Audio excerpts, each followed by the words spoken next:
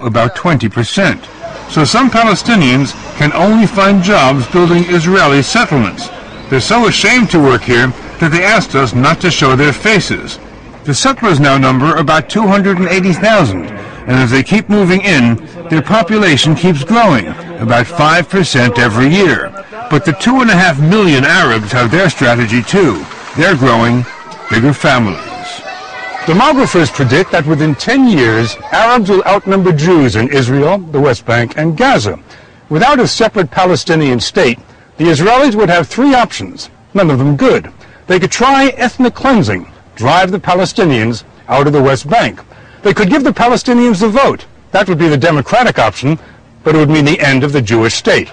Or they could inflict apartheid, have the minority Israelis rule the majority Palestinians. But apartheid regimes don't have a very long life.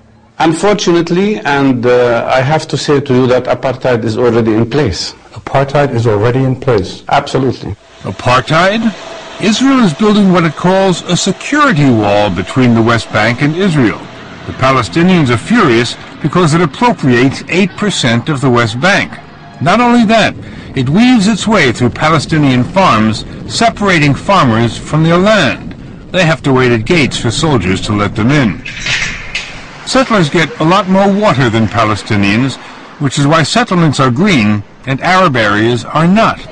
Moderate Israelis who deplore the occupation used to believe passionately in a two-state solution. No longer. Meron Ben-Venisti used to be deputy mayor of Jerusalem. Israeli leaders and Palestinian leaders are negotiating a two-state solution. What do you think the prospects are? Prospects are nil.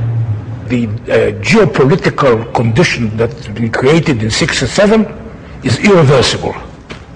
Cannot be changed. You cannot unscramble that egg. Does this mean that the settlers have won? Yes. And the settlers will remain forever and ever? I don't know forever and ever, but they will remain and will flourish. The settlers, the attitude that I present here, this is the heart, this is the pulse, this is the past, present, and future of the Jewish nation. So you're saying, basically, that you and your fellow settlers are immovable? I say that we and the settlers here are immovable. We will stay here forever. But one very important Israeli says she intends to move them out. She's Foreign Minister Tzipi Livni, the candidate to become Prime Minister in elections next month. She's also Israel's chief negotiator with the Palestinians, and she told us peace is unthinkable with the settlers where they are. Can you really imagine evacuating the tens of thousands of settlers who say they will not leave? It's not going to be easy, but this is the only solution. But you know that there are settlers who say, we will fight, we will not leave, we will fight. So this is the responsibility of the government, of the police, to stop them. As simple as that. Israel is a state of law and order. And disorder. Here's what happened 3 years ago when the army evicted just 9 families from a West Bank settlement called Amona. It was chaos, the first time since the creation of the state that Jews were in pitched battle against Jews.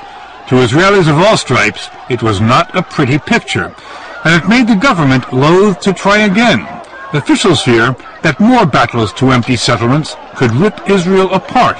They're afraid that religious officers in the army, and there are an increasing number of them, would disobey any order to evict settlers. There will be a mutiny in the army. A mutiny in the army? I think a mutiny against such an illegal order will make our army only stronger.